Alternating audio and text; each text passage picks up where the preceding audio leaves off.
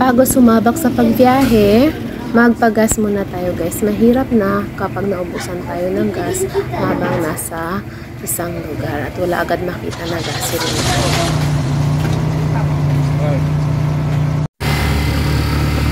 Hello folks! Good afternoon. Punta kami ngayon sa sa Despedida Party ng aming kaibigan. Nasa biyahe. See you later guys!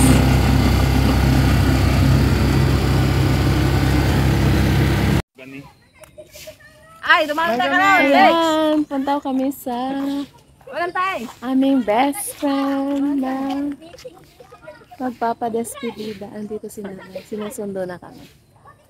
Okay guys. Bex! Upload ko. Sa YT.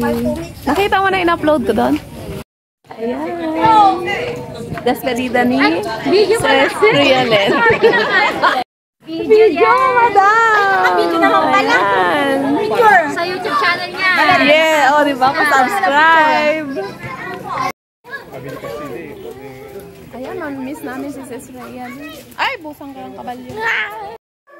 Iba talaga pag ikaw ay magaling umawit. Ano? Kapag nasa party ka, ang una mong hahanapin ay ang microphone para makapag-video okay na kaagad.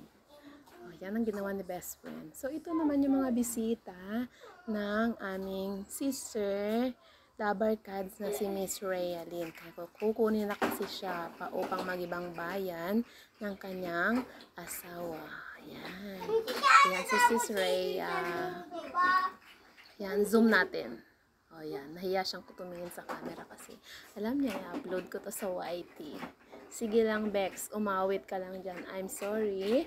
At kinancel ko yung yung boses. Ayan, kasi alam nyo na, mahigpit po sa YT at talagang masi-CPR tayo. So ayan, kaway-kaway siya.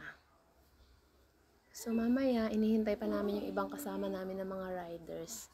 At magbe-picture taking kami pagdating para check ng attendance kung sino yung kulang. Actually, hindi talaga ako mahilig noon magsasama.